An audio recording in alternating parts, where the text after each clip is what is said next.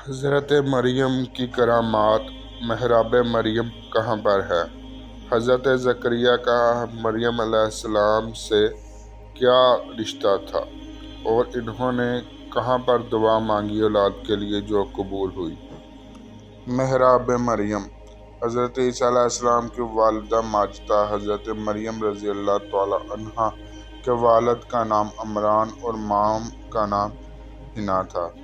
حضرت جب be be مریم اپنی ماں کے شکم میں تھی، اس وقت ان کی ماں نے یہ منت مانی تھی کہ جو بچہ پیدا ہوگا میں اس کو بیت المقدس کی خدمت کے لیے آزاد کر دوں گی۔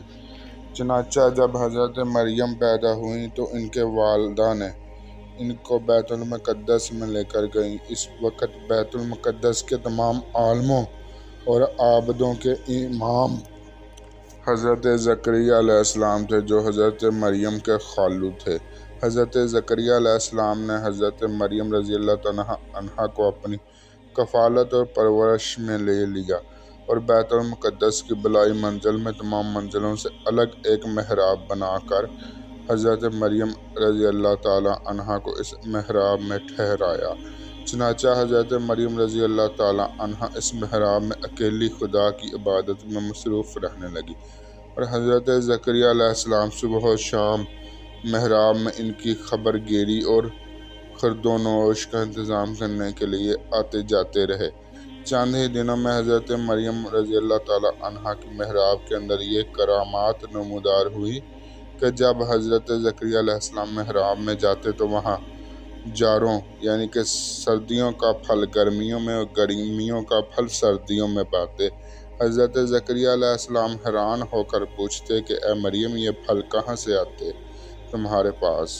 تو حضرت مریم رضی اللہ تعالی عنہا یہ جواب دیتی کہ یہ پھل اللہ کی طرف سے آتے ہیں اور اللہ جس کو چاہتا ہے بلا حساب روزی عطا فرماتا ہے۔ حضرت زکریا علیہ السلام کو خداوند قدرت نے نبوت کی شرف سے نوازا تھا، مگر ان کے کوئی اولاد نہیں تھی اور وہ بالکل ضعیف ہو چکے تھے۔ برسوں ان کے دل میں فرزند کی تمنا موجود تھی اور بار بار انہوں نے گر گرا کر خدا سے اولاد نارینہ کے لیے دعا مانگی تھی، مگر خدا کی شان بے نیازی کے باوجود اس کے اب تک ان کا کوئی فرزند نہیں ملا۔ جب انہوں نے حضرت مریم رضی اللہ تعالی عنہا کے محراب میں یہ کرامات دیکھی کہ اس جگہ بے موسم کا پھل آتا ہے تو اس وقت ان کے دل میں یہ خیال آیا کہ میری عمر اب اتنی ضعیف کی ہو چکی ہے کہ اولاد کے پھل کا موسم ختم ہو چکا ہے، مگر وہ اللہ جو حضرت مریم کے محراب میں بے موسم کے پھل عطا فرماتا ہے وہ